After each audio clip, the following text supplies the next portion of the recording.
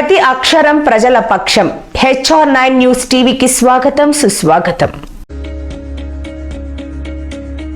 Andriki Namaskaram. Please give a warm round of applause and welcome Honorable Chief Minister of Andhra Pradesh, Jagan Reddy Garu, as he graces us here on stage at the India Today Education Summit.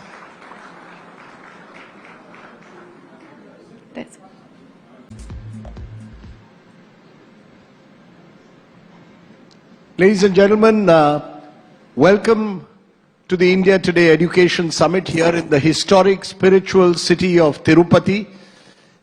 And one can't think of a better place in which to talk about just what education can do to lift the lives of millions of Indians. And that's exactly what Andhra Pradesh is attempting to do. I had first-hand sense of this when a month ago we put out a story of a group of young meritorious boys and girls from low-income groups, underprivileged families who were traveling through the United States to get a sense of what was happening in that country, in the United Nations, even at the White House. And when I saw their images, it was clear that Andhra Pradesh was trying to do something different in bridging the big education divide and creating equal opportunities. And for that alone, I think the Chief Minister who's with us, Mr. Jagan Reddy, deserves a big hand for attempting that in the times in which we live. Thank you very much, Jaganji, for joining us. You've been very quiet in the last 5 years since you took over. Perhaps this is the first time you're coming on television in these 5 years. Is it that you've learned that the only way to be in politics is to let your work do the talking? Is that how you have seen yourself? Why have you been so silent in the national media? It almost seems as if you made Andhra Pradesh the space where you want to do all your work and prove yourself. As you, in fact, I'm glad that our team of India Today journalists have visited our schools, have seen what's happening there. And that I'm really glad about that, because no matter what I speak, it is only when you see what has happened, only then you get a sense of what had been done. So I'm happy about that. Because the reason I ask is, one of the charges made against Indian politicians in general and Indian governments in general is we don't invest enough in education. In fact, education and health, which really are critical to building a better society. So is this a shift that you're trying to make in the way you see governance when you say that you want to put Andhra Pradesh on the map when it comes to education by bringing in new technologies, by trying to bridge the divide between rural and urban students, between government schools and private schools? Is this something close to your heart, or do you believe every politician now needs to look at education as their number one priority sector? In fact, actually, the only way we can, at some stage, think about removing poverty or eradicating poverty, the only way, I strongly believe, is by quality education. A right to education is no longer the buzzword. A right to quality education should become the buzzword. What is the point in bringing up an education system where the poor get to study something else, where the rich study something else, where the poor get to study only Telugu medium, where the government schools only teach Telugu medium, whereas the aspiration and whereas the rich who can afford get to be educated in English medium. So if that were to be the divide, then that division between the rich and the poor would never be wiped out. It would continue until and unless One more from Singapore. అప్పుడు రాజస్థాన్ ఇప్పుడు Singapore ఇన్ని సెలవులు ఎప్పుడెలా చేస్తావు మీరు మాత్రం మీ sweet home ని చాలా కాలంగా వదిలి వెళ్ళలేదు. బుక్ నౌ ఆన్ అగోడా, పొందండి అద్భుతమైన prices across 3.9 million hotels and home stays. Agoda, ప్రపంచాన్ని చూడండి తక్కువ ధరలో. from that thought. In fact, if I would want to see my government children, the downtrodden children, get the same education as my own children would get, or probably your own children would get, or probably any of the affluent class parents would provide for their children. Because, you have made making English medium schools or teaching English across schools one of the priority areas across government schools. Even bringing in TOEFL from class 3, I mean an exam which is a global exam, you bring it into schools from class 3 onwards, they get exposed to English, which has led to some criticism, including from the former Vice President Venkaiah Naidu ji, who said, we should be teaching Telugu medium to our schools. Are you diminishing Telugu by forcing students to learn English? How do you respond to that?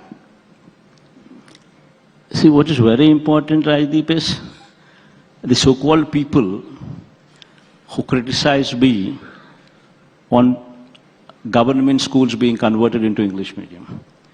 But one straight question, what they should ask themselves is their children and their grandchildren, what are they studying? Are they sending their children and their grandchildren also to Telugu medium schools? That's the first question what anybody should be asking themselves before they could question me on my initiative towards English medium schools. So your answer to Venkaiah Naidu is essentially, please tell us, sir, where did you send your children or your grandchildren to? You're saying you want to bridge that gap and you believe English is a critical element, because is it easy for someone who's in a small village in Andhra Pradesh to immediately be able to be exposed to English language? Will it lead to dropouts is the fear? Will it lead to a disruption in their education? Not so, Rajdeep, because it's a comprehensive plan of action which has been put in place. To begin with, we've ensured that every textbook is bilingual. One page Telugu, one page English. All our textbooks are bilingual. We've ensured that BYJU'S content is also integrated into our content. We've also ensured that the facilities in our government schools are totally upgraded. There's a Nadu program which speaks of only upgrading the infrastructure in school. Every classroom going forward from 6th and above, you have IFPs. In fact, we have close to 62,000 classrooms, which are 6th and above. So far as we speak, we've already fitted close to 40,000 IFPs. And my team had given me a report that the balance would be also done. They'd given me a date of Jan end, but government, being government, maybe on the higher side, maybe Feb. Maybe by Feb end at least, definitely, all the classrooms, the balance of the classrooms of 20,000 also would be fitted with IFPs. So it's a transition what you're moving towards, with bilingual textbooks, with subject teacher concept from 3rd grade onwards, with capacity building of the teachers also taking place simultaneously, with IFPs, with Byju's content, all this put together, and a student, when he reaches the 8th grade, we are on December 21st, we also give them tabs. So every student, government student who is 8th class gets a tab also in the 8th class with the preloaded Byju's content. Every government student in Andhra Pradesh in 8th standard gets a tablet with this content readily available. The reason I'm asking you is because one of the things in COVID we found was the vast digital divide. Those who did not have access to technology found themselves losing out across the country. And Andhra also at that time was no exception. It was a difficult period for all. Are you saying today with confidence that you will have over the next few years, since they've now got it in 8th, over the next 3 years, every student 8th, 9th and 10th in Andhra Pradesh will have a tablet that he or she can work out of? 8th and 9th children they already have tablets, because this is 2 years have already passed. We started off, the whole theme is the moment they get to the 8th class, on December 21st, we give them tabs. So that's your birthday. That's your birthday gift to Andhra Pradesh, is a tablet. Right? Effectively, it's not a bad birthday to give. Bad birthday gift to be giving people. It's usually that I go to these schools, spend time with the children there on my birthday. So on that particular day, the thing that is closest to my heart, I do it. So. But you see, the question will arise, is Jagan Mohan Reddy trying too much too soon? Because as you said yourself just now, government systems take time to catch up.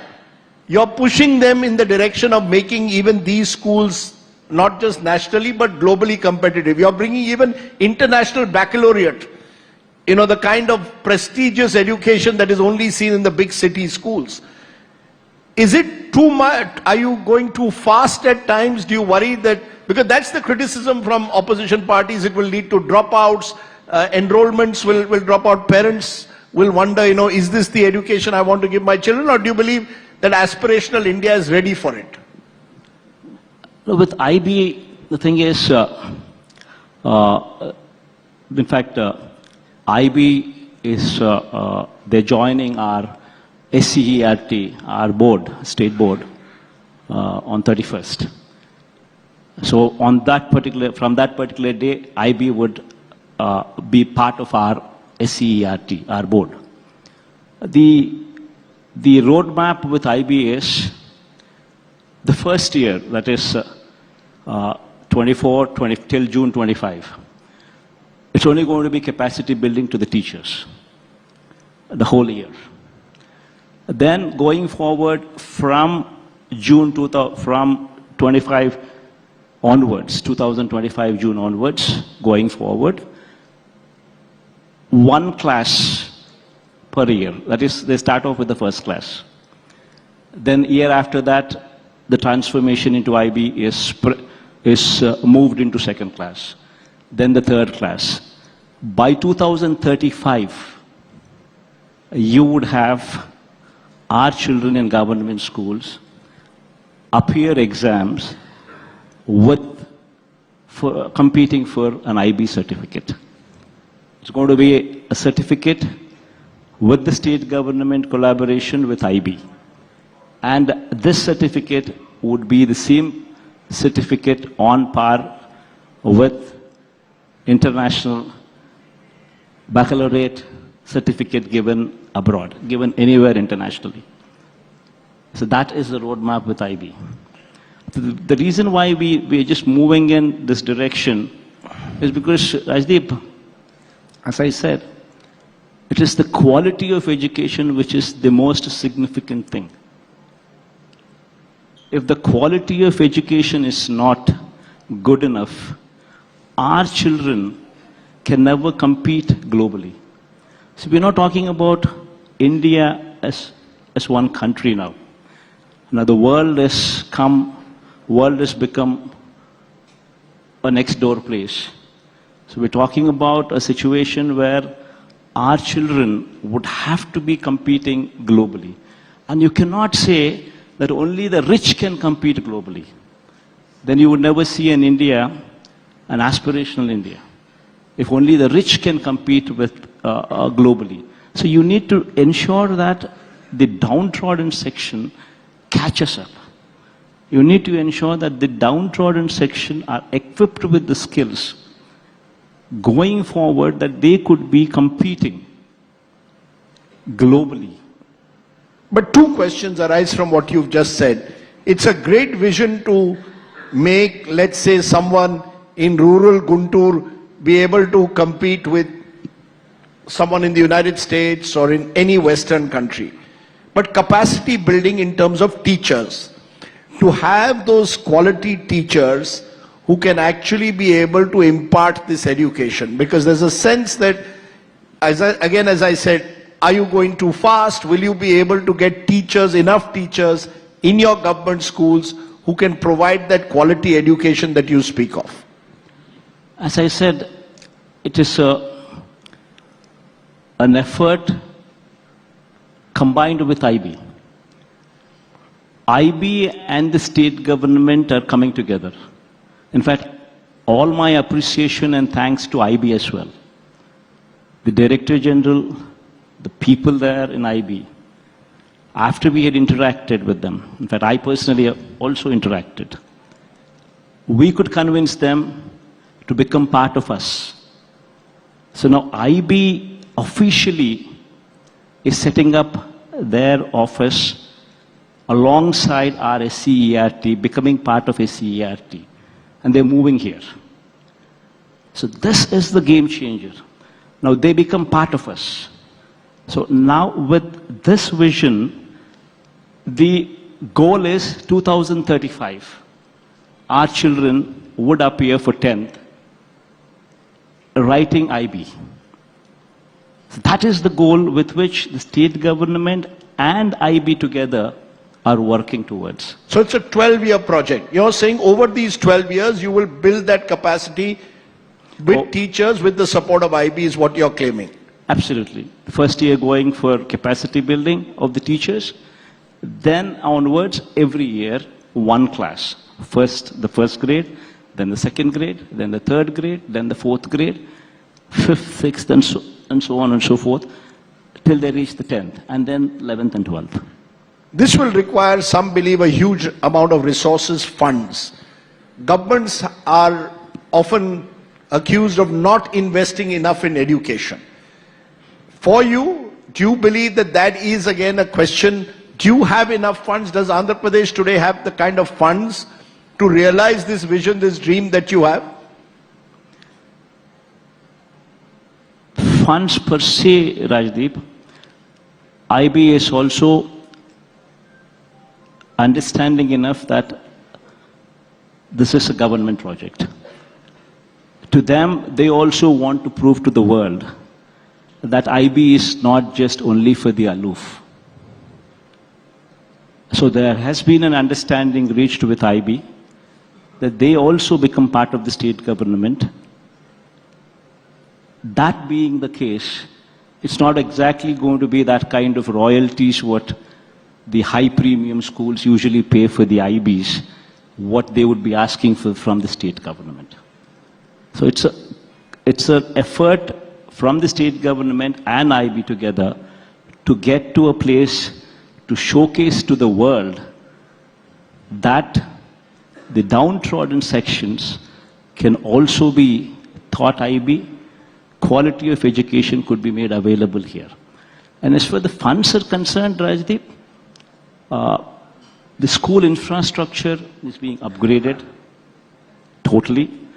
It's been a process where the total outlay is approximately, our people have projected the total outlay would be approximately 14,000 crores. We've already spent 8,300 crores already. We have a total of capacity of 44,000 schools. We've Nadu Nedu phase 1, 15,575 schools have already been completed. The second phase, unique schools of another 16,000 or so, or also the second phase activities going on in Nadu Nedu. We would be completing by this March or so. The second phase, which would be the last step for IFP panels also to be fitted in. So going forward in two phases, covering almost 2/3 of the school, more or less is complete. The balance third phase, we would be taking up this activity in next year, and then we would be completing going forward in the next 1 or 2 years. You know, I look at some of Andhra Pradesh's numbers. In 2018, Andhra Pradesh's gross enrollment ratio for primary education was 84.48% compared to a national average of 99.21%. Now, how do you make sure that those children don't drop out? That many of these children who are sort of throwing this great dream of giving them an opportunity to compete with the best and have the best systems, how do you do that? You have this scheme, the Jagan Anna Amma Bodi. Are you basically doing what the Modi model is, if I may say so, direct benefit transfers? I mean, not just Mr. Modi, but most governments now doing, put money in people's pocket and make sure that that money is used for a child's education.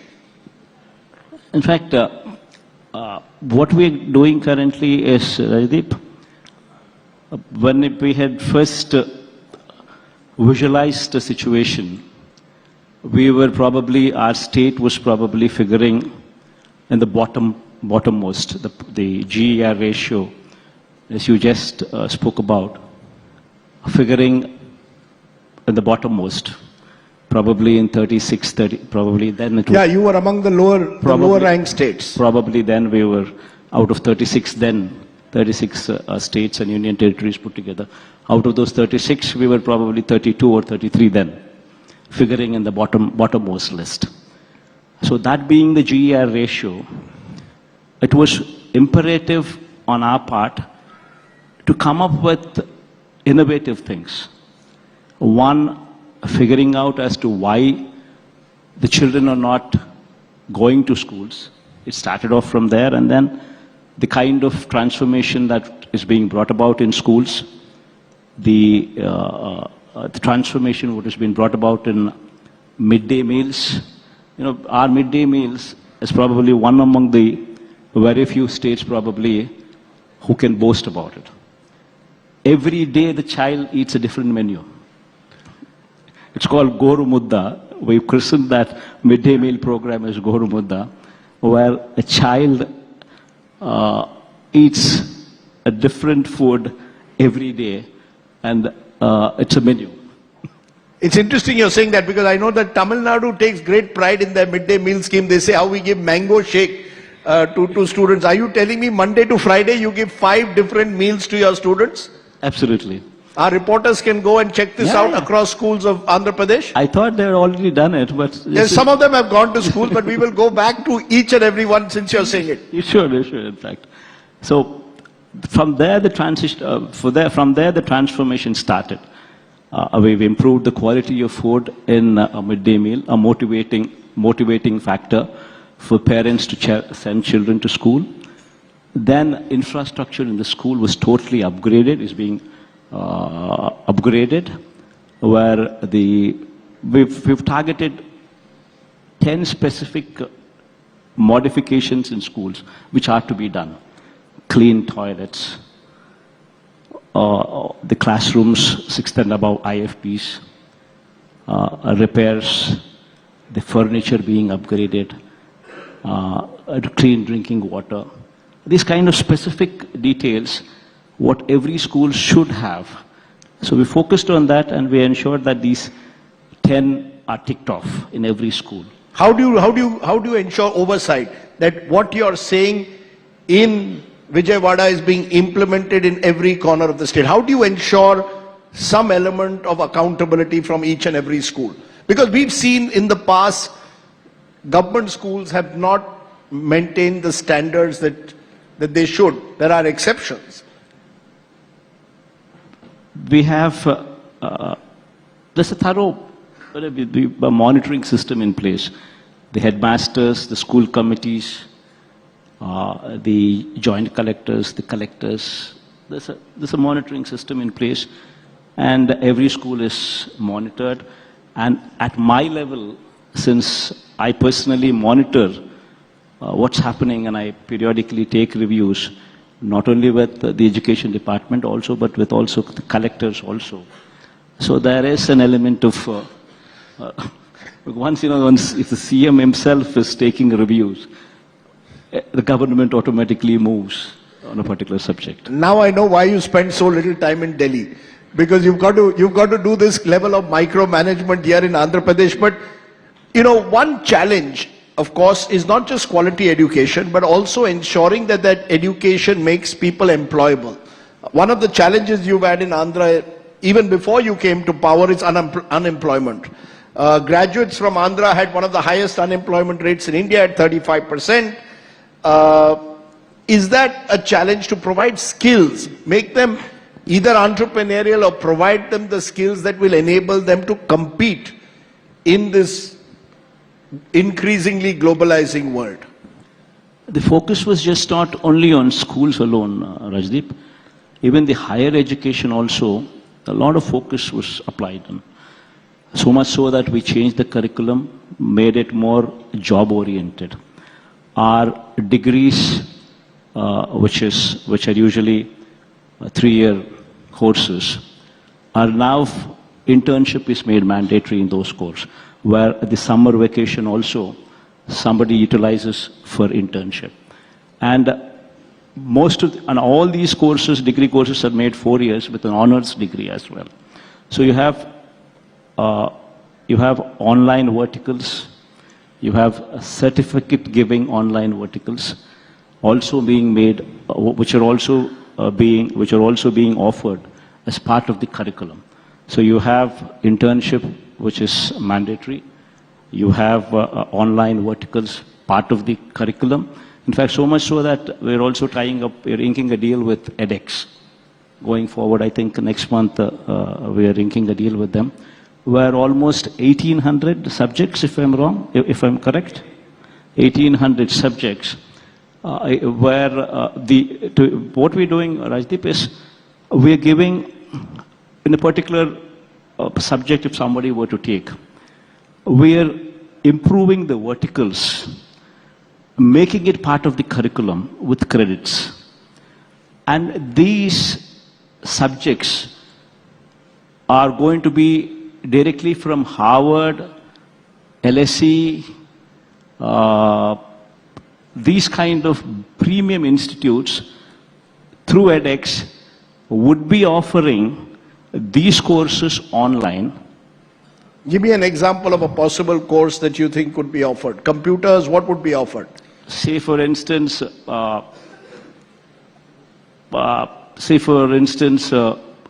BCom, for instance, or none of them know about asset management. None of them know about risk management. These kind of verticals you will find only in the Western world. A degree is offered which has got multiple verticals, specializations, which are offered, which are available to a student only in the Western world. Now what we're doing is we're bringing those verticals, become part of our curriculum here through online education, where credits are offered, and this certificate is from that particular university directly, with Harvard, with LSE, with LBS, and all these people become part of, through edX, become part of our curriculum. And this examination is conducted online once again with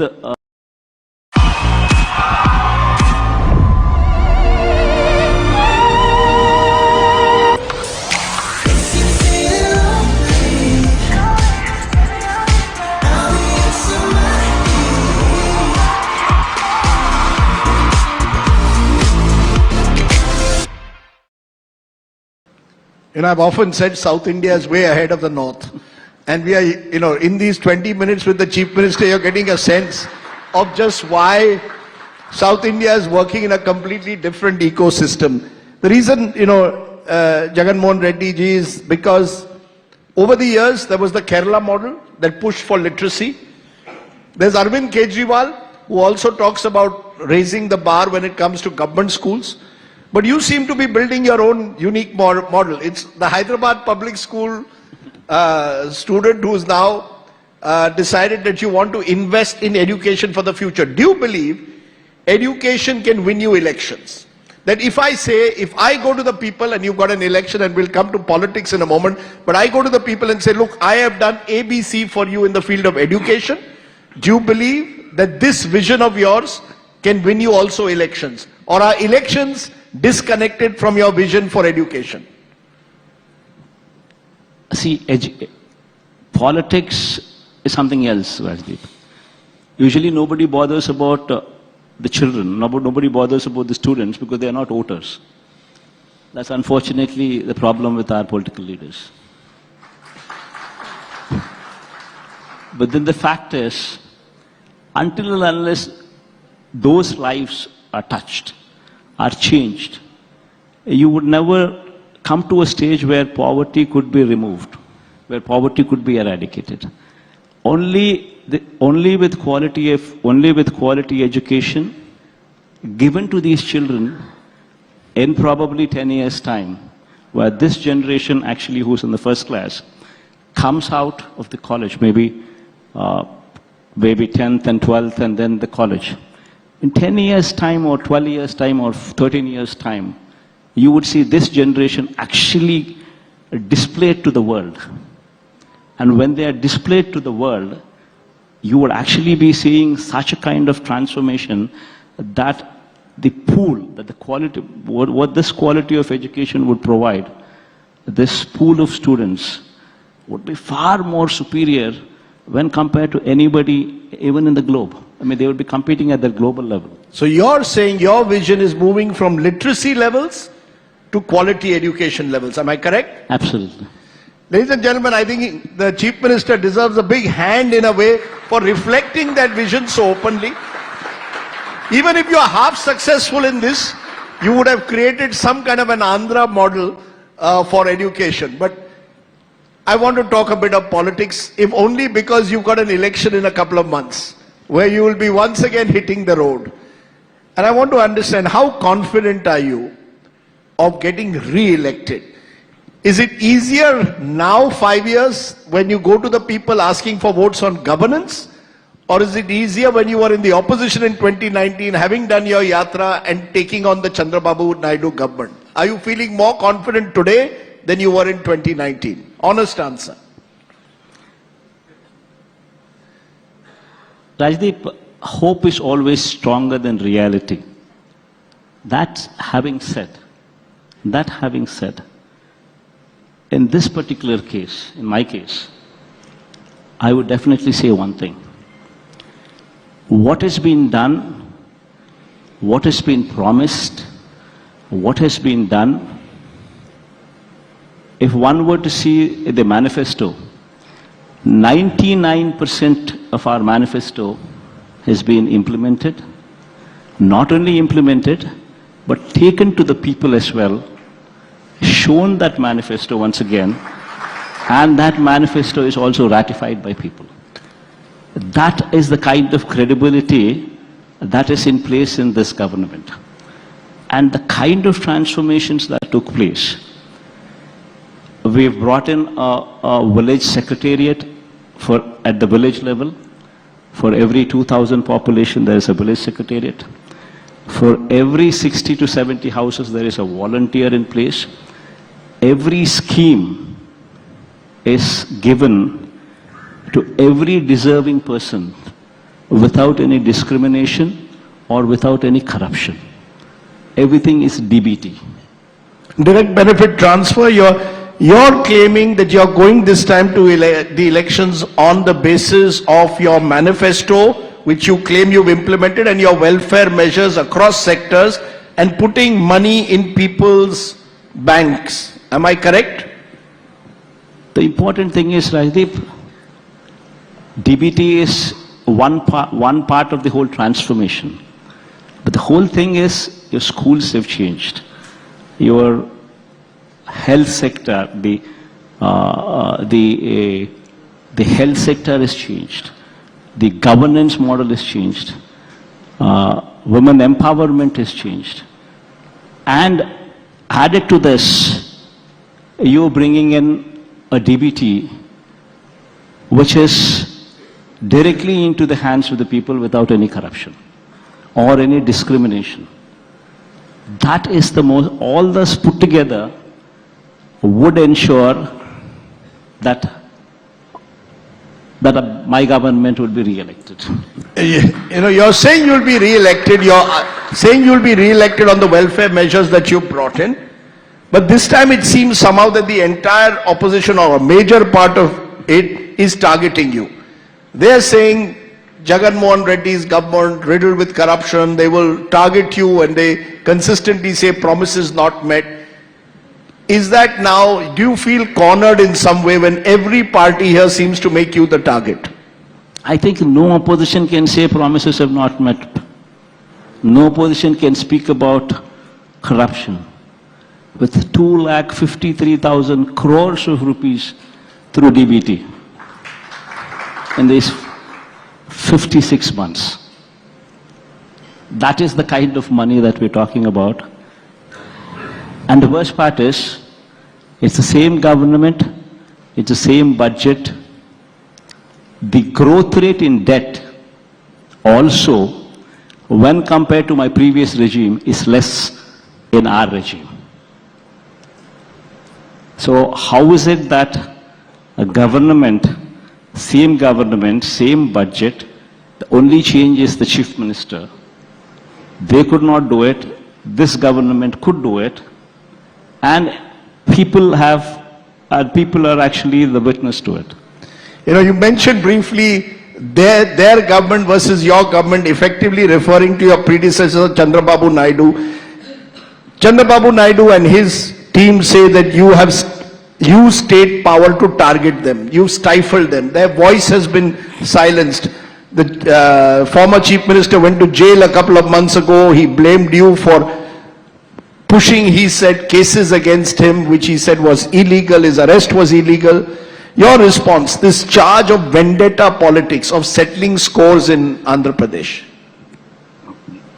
Absolutely not, Rajdeep. See, the fact that he was arrested is because of the corruption charges that are leveled against him. And all these corruption charges have gone to the court. I mean, he fought tooth and nail in the court. And the judge and the judges at various levels were convinced with the evidences that were available, that were produced, which actually resulted in he being in prison for those 52 days or those 2 months. So how can anybody say that it is vendetta politics? He says misuse of state CID. See, basically, Rajdeep, nobody can misuse any government agency, because ultimately the litmus test would be the courts. See, anybody who is arrested would obviously go to the court. And in those courts, if the courts are not convinced that there is sufficient evidence there, then you fall flat. And more so in these particular high-profile cases, especially when the elections are around the corner, no chief minister would take that risk of arresting somebody until and unless the case is very strong, until and unless there is substantial evidence. Who's your main opposition though in 2024? Is it the national parties like the Congress and the BJP, or is it Chandrababu Naidu who's tied up with Pawan Kalyan's Jan Sena? Is Andhra Pradesh this unique state where the fight is going to be between two powerful regional parties, YSRCP versus Telugu Desam Jan Sena? In Andhra Pradesh, Rajdeep, the national parties, both of them are insignificant. Congress or the BJP, they do not have much of a presence here. Yes, the fight would be obviously our party, YSRCP, against the combined forces of Telugu Desam Party and Janasena, both of them. And of course, they have other like-minded people and parties supporting them who come together and fight against us. You know, you were making the headlines, or your party has been making the headlines because 3 of your MPs have resigned, a third resigned this week. Apparently, many of them are being denied tickets. You dropped 58 MLAs and you're dropping 10 MPs. Is this a reflection that there could be anti-incumbency? Why are you dropping so many sitting MLAs and MPs if there is no anti-incumbency? And if they are leaving your party, what is the signal that's being sent out? See, the fact is, Rajdeep, every party conducts their own surveys. And every party, based on those surveys, based on the perception they believe in, they would actually make these changes. See, the fact is, there is a government which is delivered. People are happy with the government. That's what we strongly believe. That's what the surveys, what we have conducted, have also revealed. But there are a lot of cases where the perception on the MLAs and the local leaders per se is not all that good. So at times, based on various caste dynamics, based on perception, that a party would be forced to make these changes. And in our case, elections just round the corner, just 70 or 80 days down the line. Rather than making those changes at the last minute and creating a lot of confusion, we decided that we will make those changes now itself, so that the entire confusion comes up now itself and it dies down before the elections come any closer. Basically, you don't want to make the same mistakes that K. Chandrasekhar Rao made in Telangana, where he didn't change sufficient number of sitting MLAs. It's interesting how you're sort of putting it, but you said your main rivals are the regional parties, the Chandrababu Naidu and the Janasena, which leaves open the question, the national parties. We saw Mr. Naidu at the Ram Mandir Pran Pratishtha ceremony. He seems to want to go close to the BJP. You seem to have given issue-based support to the BJP in parliament on various issues. How do we read this? Is every Andhra party wooing the BJP and Prime Minister Modi? So we've always maintained our line, Rajdeep. So it's very important that the state maintains a cordial relationship with the central government. It's very important that it is required for the development of the state. So we've maintained that line. And while maintaining so, we've ensured that every subject is thoroughly looked into, and issue-based support is extended. Issue-based support. So if even after the 2024 elections, if you win, you would provide issue-based support to whoever comes to power at the center, or specifically the BJP? Let's revisit this topic when it's the right time. But issue-based support for now, right? Absolutely. For now, issue-based support, which leaves the Congress party. Because that also is, Andhra is making headlines again, because guess what? The Congress party has chosen to make your sister, Y.S. Sharmila, their party chief. I know this is difficult, but is it that the legacy of Y.S. Rajshekhar Reddy is now going to be split within the family? How do you respond that you may well have to go into this election with your sister on the other side? Congress is basically playing dirty, Rajdeep. Congress has got this tradition of playing dirty as far as state politics are concerned, in our states more specifically. They have divided the state for their own political gains. Unjustly divided the state, more so. Divide and rule. Be it the state, divide and rule, be it our family. Even when I had gone against the Congress party, they had pitted my own uncle. They had made him a minister, and they had forced him to contest against me when I had broken away from Congress party, when I had resigned from the Congress party in those days, and contested on our own party. The Congress always does this. They divide and rule. Unfortunately, now, once again, they've not learned their lessons. So once again, they've divided my family, brought in my sister to actually lead their party. But unfortunately, what they do not understand is ultimately there is a greater power than the Congress party or any of the parties here. There's a God there. And ultimately, God would ensure that these people are taught a lesson properly. Are you angry, bitter? Because, when I look at it, your father, late father, was the one who helped the Congress form a government in 2004. There would have been no UPA government without Y.S. Rajshekhar Reddy, both in 2004 and certainly in 2004, to some extent 2009. Are you angry, bitter, or it's part of life? There were days, Rajdeep, when, that bitterness was there. But, as we moved on, ultimately, it is God it's God whom I strongly believe in that ultimately, eventually, God is watching.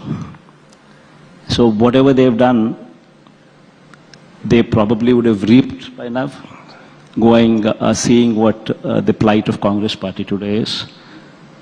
Or probably going forward, it might even get worse off. It's only God who can decide. It's interesting we are referring to God while we are here in Tirupati. So let me end by, in a way, reflecting back from the Jagan Mohan Reddy that I first met about 15, 16 years ago when you first became a member of parliament. You've gone through all the ups and downs. What's the biggest change from the Jagan Mohan Reddy that I met 15, 16 years ago as a young man entering politics to Jagan Mohan Reddy now a chief minister for 5 years, who's willing to go to the people on his track record, as you've told me in this interview? What's the biggest change that we've seen in you? Change seen in me? Not sure, Rajdeep. I think you're a better judge. Probably you would be a better judge, probably, to tell me the change. Well, one change I've seen, you're more cautious, careful, and you're also focusing almost entirely on governance more than politics. I want to tell this audience, when we were coming here, there was a young girl who came up to Jagan Mohan Reddy and said thank you, and put out the tablet that she had received on your birthday and said, I've got this because of you. Is that what gives you a sense of satisfaction at the end of these 5 years? That if there are hundreds and thousands of that little girl out there who've got tablets, who perhaps have this opportunity for a quality education that you're promising them, that's what will give you the greatest satisfaction. Absolutely, Rajdeep. These 56 months, I'd say, Rajdeep, have been those months where I can say to myself that I've done my bit. And no regrets. I've ensured that I've touched so many crores of people. And I have, that's what gives me the satisfaction that even if I were to step down today, I have absolutely no regrets. I'm more than happy. And you're going to and significantly, here is the chief minister who says, I'm going to the people of Andhra Pradesh in 2024 asking for votes on my record, right? Which the opposition is saying, we're ready to challenge you. You're saying, bring it on. Absolutely, Rajdeep. In fact, all of my speeches in public meetings these days, I've been just telling one thing. If you have benefited from our governance, only then stand with me. That's very bold. That shows a sense of confidence. And maybe that's one of the changes that's come from the young man who I met in 2009, who was at that time accused of being rather brash. Now I see the young man self-confident and ready to reach out to the people based on his work that he says he's done in the last 5 years. We'll see which way the people of Andhra Pradesh vote in a few months for now. But for now, for giving us your vision, particularly in the education sector and the road ahead, the Andhra model of education, as we are now going to call it, Jagan Mohan Reddy, ladies and gentlemen, please give him a very big hand. Thank you so much.